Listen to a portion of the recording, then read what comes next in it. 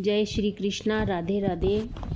पिछले वीडियो में मैंने आपको पुरुषोत्तम मास के बारे में बताया था और इस वीडियो में मैं आपको पुरुषोत्तम मास के महात्म्य के बारे में बताऊंगी। पुरुषोत्तम मास का 31 अध्यायों में महात्म्य बताया गया है। ये प्रथम अध्याय में प्रारंभ कर रही हूँ। सूत जी का मुनियों से तीर्थों का वर्णन तथा सुखदेव जी का आगमन इस अध्याय में सुनेंगे। तो आप सुनिए। भक्तों को कल्प वृक्ष वृंदावन में लीला विनोद करने वाले वृंदावन बिहारी अद्भुत पुरुषोत्तम भगवान को मैं नमस्कार करता हूँ। नरों में श्रेष्ठ भगवान नर नारायण को नमस्कार कर माता सरस्वती तथा जगत गुरु व्यास जी को सत्कार्य में सफलता प्राप्त करने के निमित्त प्रणाम करता हूँ।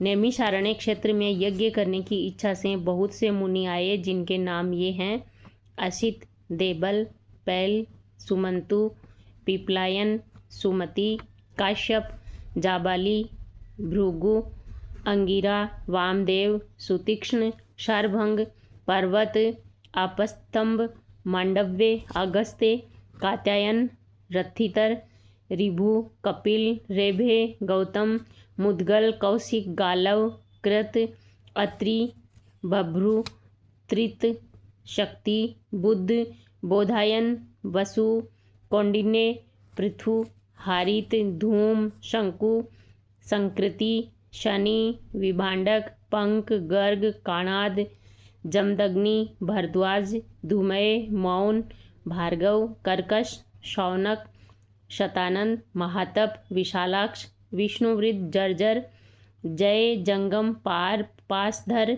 पुर, महाकाय, जैमिनी, महाग्रीव, महाबाहु, महोदर, महाबल, उद्दालक, महासेन, आर्त, आमलकप्रिय, ऊर्ध्वबाहु, ऊर्ध्वपाद, एक पाद, दूरधर, उग्रशील, जलासी, पिंगल, अत्रि, ऋभु, सांडीर, करुण, काल, केवल्य, कलाधर, श्वेतबाहु, रोमपाद, कद्रु, कालाग्नि,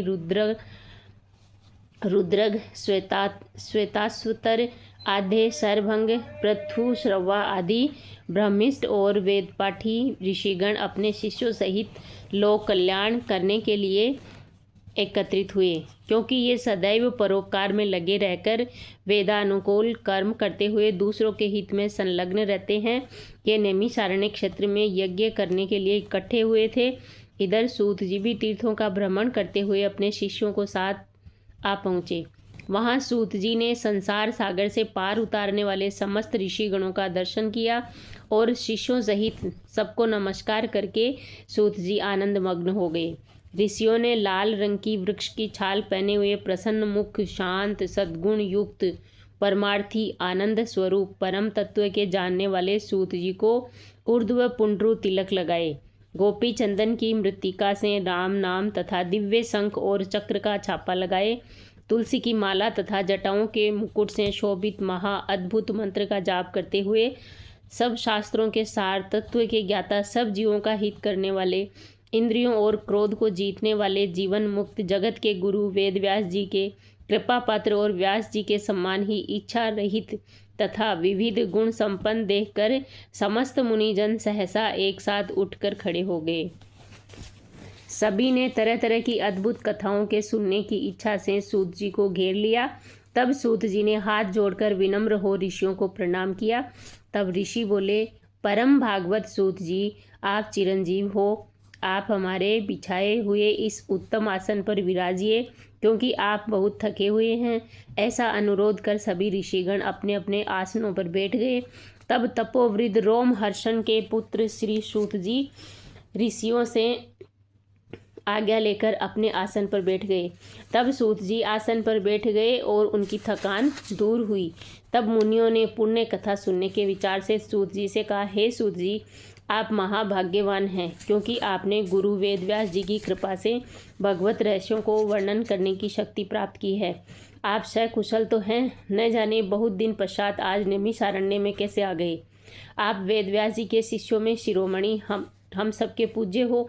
हम लोगों ने संसार में सार रूप सहस्रों कथाएं सुनी है, उनमें भी सार रूप और श्रेष्ठ कर आपके मन में जो परिणाम में शुभदायक निश्चित विषय हो, जो संसार रूपी समुद्र में डूबे हुए लोगों को पार लगाने वाला हो, अज्ञान रूपी अंधकार में ग्रसे हुए लोगों को ज्ञान रूपी मंत्र देने वाले, हे सूत जी, आप इस संसार रूपी रोगों के कष्ट नष्ट करने के लिए रसायन के समान उत्तम कथा रूपी सागर को हमारे सन्मुख वर्णन कीजिए, जिसमें हरि लीला रूपी रस मिला हुआ और परमानंद का कारण हो।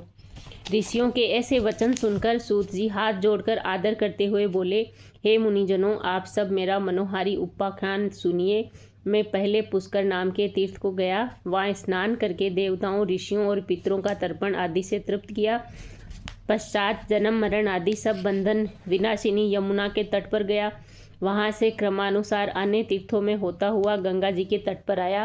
फिर काशी होकर गया, वहाँ पितरों का श्राद्ध किया। त्रिवेणी और कृष्णा होकर गंडकी में स्नान करता हुआ उल्लहु मुनि के आश्रम में गया। फिर धेतुमती में स्नान करके सरस्वती के किनारे 3 दिन तक उपवास करके गोदावरी पहुंचा।